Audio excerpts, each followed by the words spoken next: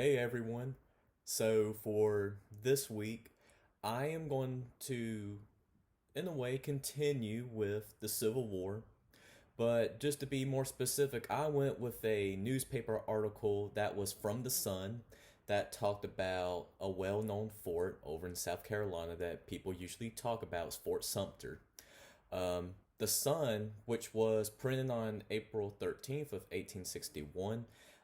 I went with this because not a lot of people know too much about the physical features of the fort itself.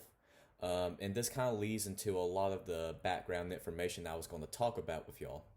So, with the Sun, especially after what basically happened over at Fort Sumter, it talked about a lot of how modern it was for the fort. One of the very first things that cost about $500,000 to at least construct first, then another $500,000 um, to finish up some of the work, but even then it was still needing a lot more work. It talked about how it was about 8 to 12 feet in thickness with the fort itself, with the surrounding areas. It was really close to Fort Moultrie. It was real close to Charleston, which was about 3 miles away from downtown Charleston. So even with Fort Sumter, a lot of people also, I know some of y'all definitely know about this. Fort Sumter is off its own little island for, say, once it was mainly built off in the port of Charleston. So there was a lot of weaknesses involved with Fort Sumter, even though it was a really good area to make sure that nothing comes in and out without going through Fort Sumter. But if you were to use cannons or anything else off the different coastal beach areas around the Charleston and other surrounding areas, then it could be very vulnerable. But this kind of leads into some of the other sources that I gather from Wesley Moody as well as Gary Gallagher. So a lot of y'all know about this with Fort Sumter. This was basically a fort by the United States. After the secession of South Carolina, South Carolinians thought the fort belongs to them, while Buchanan, that was the president, as well as Abraham Lincoln, that became president after the election, thought it was still theirs because it was still United States property.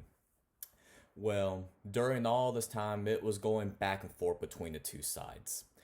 A lot with Major Anderson, he was the main leader that was designated to control and designated to basically, you know, have different orders in Fort Sumter. He was the head of every operation over there. Um, him, as in Major Anderson, as well as Buchanan, did not agree with one another. Buchanan had his own different policy on how to handle this after the secession. Um, he even went after Anderson. But once Abraham Lincoln came in, he, in a way, wanted to make sure that he does not want to basically lead to the first shots if it ever led to the Civil War. He wanted to practically make sure that the South was the first ones to strike first. And that way it will make the United States look good whenever it leads to a war.